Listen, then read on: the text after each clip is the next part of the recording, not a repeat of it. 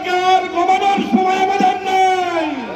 এদেশ আমাদের, আমাদের সন্তানেরা বুকের রক্ত ঢেলে দিয়ে স্বৈরাচার বিরোধী আন্দোলনকে ত্বরান্বিত করে ওই স্বৈরাচার শেখ হাসিনাকে ভারতে পাঠিয়ে দিয়েছে। কথা বলুন ঠিক কিনা?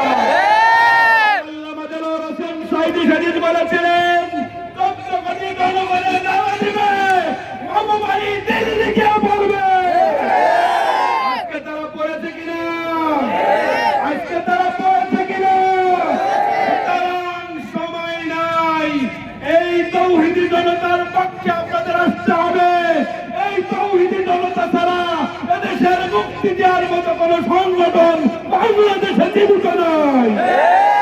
সংগ্রামী সাথী বন্ধুগণ, উদাত্ত আহ্বান করব, যারা শহীদ হয়েছে তাদের রক্ত নিয়ে কেউ ছিনিমিনি খেলবেন না।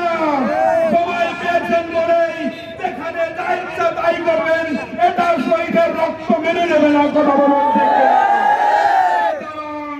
আমি উদাত্ত কণ্ঠে আহ্বান জানাতে চাই, তোমার জনতা, কুষ্টিয়াবাসী, আর দেরি নয়, সুদিন আমাদের খুব সামনে বাংলার জমিনে তাওহীদের কালেমার পতাকা উড্ডীন হবেই হবে ইনশাআল্লাহ। আল্লাহু তাকবীর, আল্লাহু আকবার, আল্লাহু আকবার। সুদীর জনতা, তাওহীদি জনতা, আসসালামু আলাইকুম ওয়া রাহমাতুল্লাহ।